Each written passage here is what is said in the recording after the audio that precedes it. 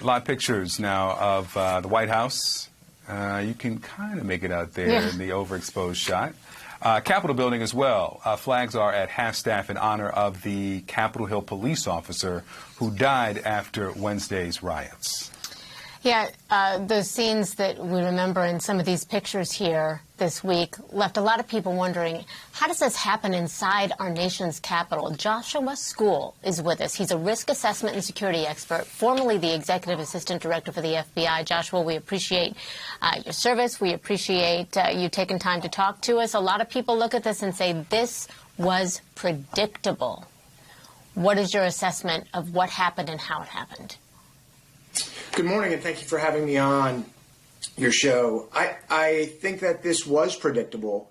I think what we're seeing now in the wake of this series of reports and information sharing between state and local and federal law enforcement that showed there was going to be an increased presence on the mall, as well as some of the speech towards violence on social media, and that information was shared. I also think that several organizations have provided support, including the Washington Metropolitan Police, to help surge resources at the Capitol.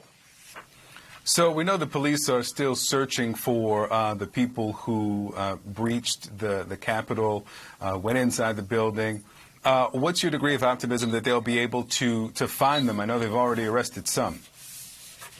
So I think that in conjunction with the FBI, the Washington Metropolitan Police, and the 56 field offices across the United States for the FBI, I have high optimism. The FBI and others will need help, and that's the reason they're publishing the pictures for the public. There's rewards out there, but the robust resources of working not only with the Joint Terrorism Task Forces, but with the Violent Crimes Task Forces across the United States, I'm very confident that they will bring those people to justice. I want to listen here to what President-elect Biden had to say about the upcoming inauguration in 11 days. I have great confidence in the Secret Service. I have great confidence in their ability to make sure that the inauguration goes off safely, and goes off without a hitch. So I have confidence in what is going in the planning that's been underway before this and continues with the Secret Service as the lead agency.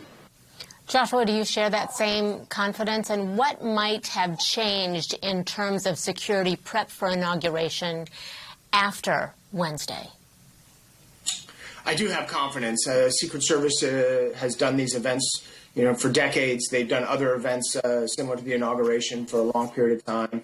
You'll have the full resources of the federal government, the Metropolitan Police, and other state and local law enforcement in the area.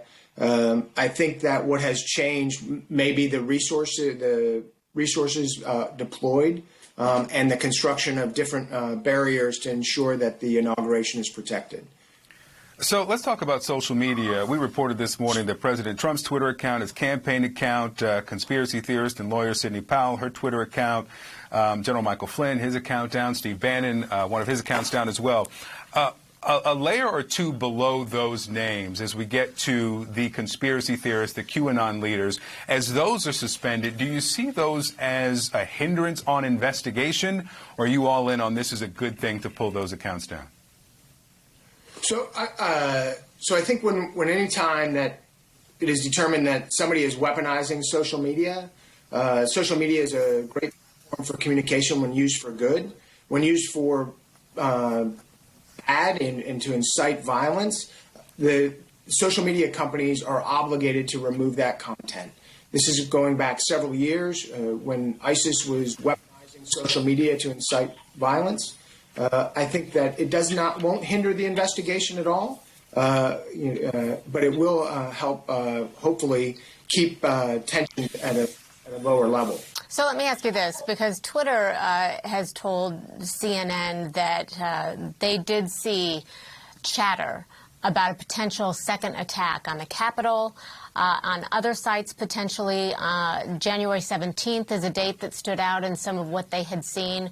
What is being done now? There's obviously the expectation that Twitter is working with law enforcement, but beyond that, what's happening to try to make sure that those sites are secured? So aside from just the sites, it'll be trying to uncover who is responsible for posting that information. What associations do they have? Are they affiliated with any domestic terrorist groups associated with the attack on the Capitol? There'll be somewhat ensuring potentially even folks that are predicated are under some sort of surveillance through law enforcement, making sure that anything that they are articulating that they would want to attack is mitigated. And there'll be a flow of information between the Secret Service, the FBI, and other law enforcement agencies that will be surrounding the inauguration as well. 11 days out. Joshua Skule, thanks so much for the insight. We appreciate the expertise, sir. Thank you, sir. Thank you very much.